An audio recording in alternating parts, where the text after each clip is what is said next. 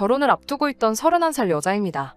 대학생활 중 교수님의 추천 덕분에 조건이 괜찮은 회사에서 좋은 조건으로 남들보다 일찍부터 일을 시작할 수 있었습니다.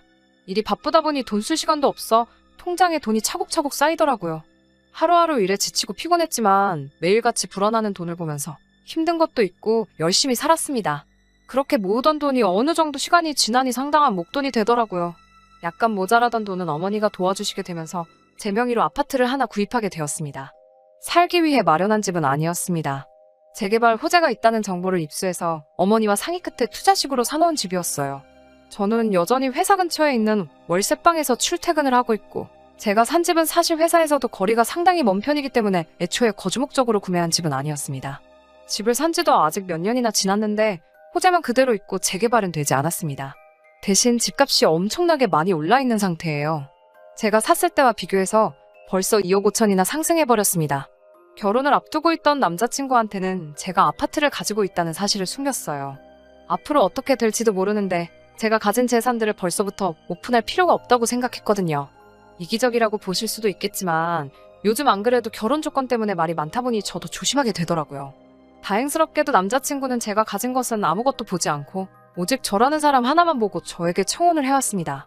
저는 기쁘게 남자친구의 청혼을 받아들였고 남자친구가 결혼 준비를 위해 모아놓은 조건들을 먼저 제게 오픈하고 나서 저도 제가 아파트를 보유하고 있다는 사실을 알려줬습니다. 오히려 남자친구는 제가 제 명의로 아파트를 하나 보유하고 있다는 사실에 부담스러워했어요.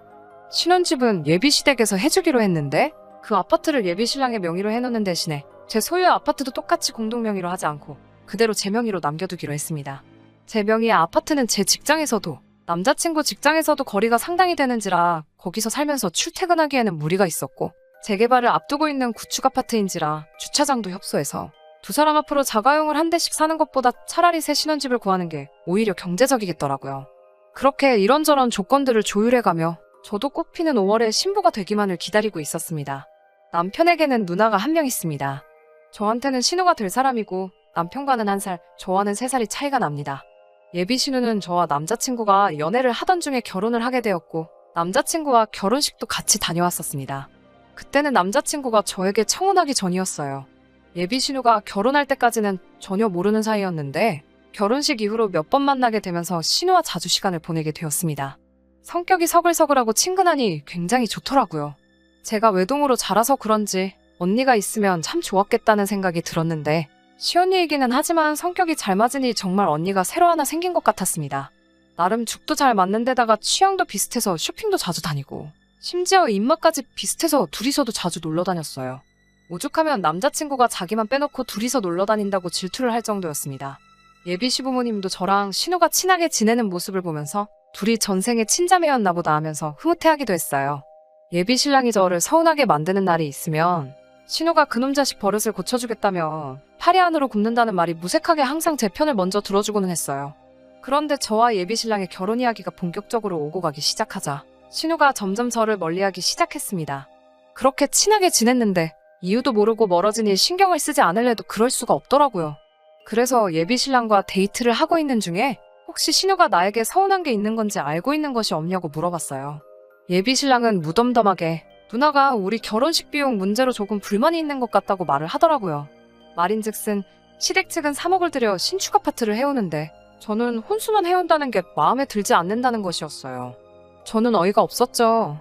비록 제 명의로 유지하기는 하지만 제가 가지고 있는 아파트만 해도 5억을 호가하고 있는 상황인데 제가 혼수만 가지고 맨몸으로 시집오는 거라 생각하고 있다고 하니까요. 예비 신랑은 자기가 이미 알아서 다 설명했다고 하더라고요. 아파트 가져오는 걸로 우리 신혼집 2개는 살 수 있을 정도다. 오히려 우리가 너무 모자라게 가져가는 것이나 마찬가지다라고 설명을 했다고 합니다. 예비 신랑의 설명을 듣고 마음이 놓이긴 했는데 계속 의아했던 부분은 예비 신랑의 설명 정도면 충분히 오해가 풀린 상황인데도 예비 신우가 아직도 저를 의도적으로 피하고 있다는 느낌을 지울 수가 없었다는 부분이었어요. 이렇게 어색하게 있을 바에야 제가 직접 오해를 푸는 게 좋겠다는 생각이 들어서 예비 신우에게 연락을 했습니다. 뭐가 그렇게 꽁에 있는지 이전에 저에게 살갑게 굴던 모습은 온데간데 없이 시큰둥한 목소리로 전화를 받더라고요. 한 번 만나자고 말해도 요즘 바빠서 시간이 통 없다는 식으로 저를 만나기를 거절하는 예비 신우를 어르고 달래서 만나기로 했습니다. 저를 앞에다 두고서도 없는 사람인 마냥 시선도 한 번 안 주고 말도 한마디 걸지 않은 채 핸드폰만 보고 있더라고요. 답답한 마음에 제가 오해 풀고 싶어서 먼저 만나자고 했다는 사실을 밝히고 앞뒤 다 자르고 단도직입적으로 신혼집과 제 아파트와 관련된 이야기를 제대로 다시 한번 설명해줬어요. 신우는 그건 이미 들어서 다 알고 있다고 말하면서 아직도 모르겠냐고 아파트를 제 명의로 남겨두는 게 문제라고 하면서 그제서야 저와 대화를 시작했어요. 이미 양가 부모님을 대동한 자리에서 서로 합의하에 결정한 일인데 그게 어떻게 문제가 되느냐고 따져 물었지요. 이미 제 거인 아파트를 제가 그대로 가지고 있는 게 문제라고 하면서 그러면 우리 집은 3억을 들여서 결혼을 준비하고 있는데 저는 5천만 가지고 오는 거나 마찬가지 아니냐면서 너무 도둑놈 신보가 아니냐고 하더라고요. 제가 알기로는 예비신우 시집 갔을 때도 남편 쪽에서 전셋집을 해오고 예비신우도 결혼식 비용이나 그런 걸 제외하고 혼수로 3천을 해간 걸로 알고 있었거든요. 그래서 언니와 제가 뭐가 달라서 그게 도둑놈 신보가 될 수 있냐고 말하니 예비신우가 잘 좀 생각해보라면서 말하는데 참 어이가 없었습니다. 자기가 집안의 첫째이고 똑같은 자식인데 자기는 3천밖에 지원받지 못했고 둘째인 예비신랑은 자기가 지원받은 금액의 10배를 지원받는 상황이지 않느냐고요. 똑같은 자식이니 결혼할 때 지원받는 것도 똑같아야 하지 않냐면서 제가 남편과 결혼해서 살게 될 신혼집을 공동명의로 만들고 제가 보유하고 있는 아파트는 1억 5천을 깎아서 자기한테 넘기라고 제안을 해왔습니다. 그러면 자기도 시세보다 1억 5천을 싸게 아파트를 구하게 되는 거니 예비신랑과 결혼자금을 똑같이 지원받은 거나 다름없어지는 거와 마찬가지라면서요. 제가 그렇게만 해주면 자기도 더 이상 이 결혼에 대해서 아무 말도 꺼내지 않겠다는 말을 해왔습니다. 자기한테 1억 5천을 싸게 팔아도 제가 아파트를 구매했을 때보다 비싼 값에 사가는 거나 마찬가지니 결과적으로는 저한테도 이득이지 않냐는 말도 안 되는 계산법을 쓰면서 저를 설득하려고 했어요. 저는 외동이니까 자기가 지금 느끼고 있는 불공평함을 저는 절대 이해하지 못할 거라는 말을 하면서요. 저도 같은 여자지만 예비신우의 말도 안 되는 억지를 계속 들어줄 수는 없었어요. 의견이 좀처럼 좁혀지지도 않고 따지고 보면 신우가 계속해서 억지를 부리고 있는 상황이고 이걸 가지고 더 이야기를 해야 할 가치도 없는 것 같아. 이건 이미 양가 어른들의 합의가 끝난 일이고 그렇게 하고 싶은 생각도 없다고 못을 받고 자리에서 일어났습니다. 신우와 헤어지고 나서 예비신랑하고 통화를 해서 이 사실을 전부 다 말해줬어요. 예비신랑도 도대체 신우가 무슨 생각을 가지고 있는지 이해를 못하겠다고 하더라고요. 본인이 잘 말해볼 테니 너무 걱정하지 말라는 말 한마디 듣고 전화를 끝냈습니다. 그날 저녁에 예비시어머니한테서 전화가 왔어요.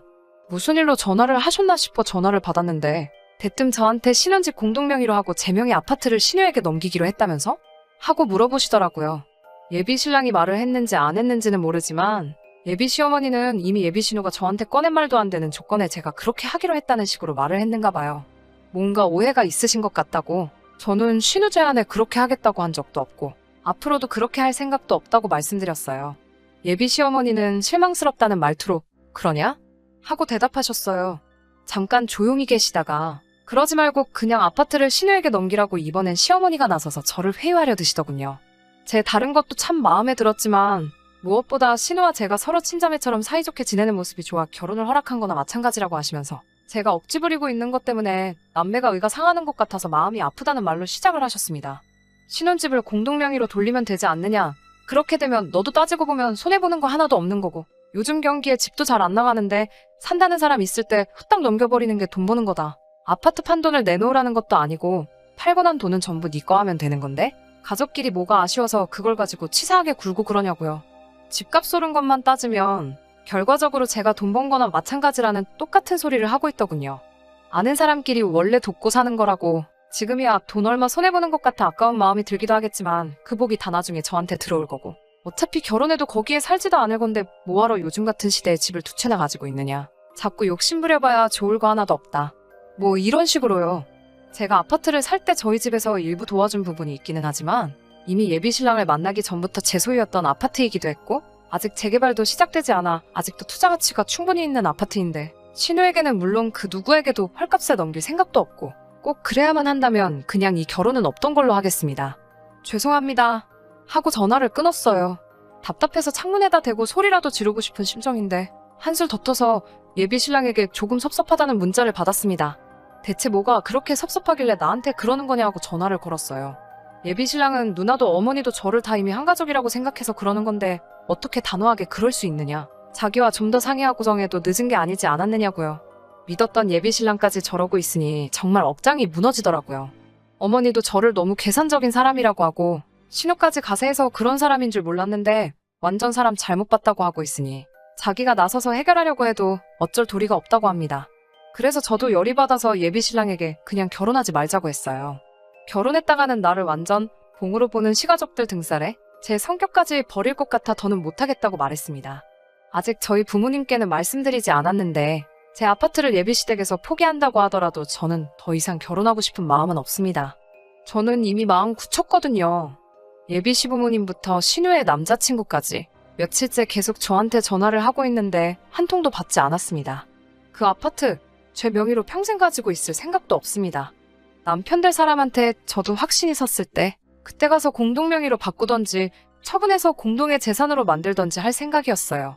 그 부분은 이미 예비 신랑 쪽에서 신혼집을 해오고 각자의 명의로 하자고 할 때도 확실히 밝힌 부분이고요.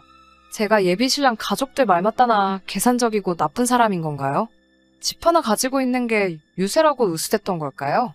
아파트를 사지 않고 그걸 그냥 현금으로 가지고 있었다면 이런 일이 일어나지도 않았던 걸지 아파트를 가지고 있던 사실이 원망스럽기도 하고 한편으로는 그래도 짧은 기간 동안 저를 친자매처럼 대해줬던 신우가 이 결혼을 파토나게 해줬으니 신우에게 감사해야 할 일인 건지 도무지 갈피가 잡히지를 않네요.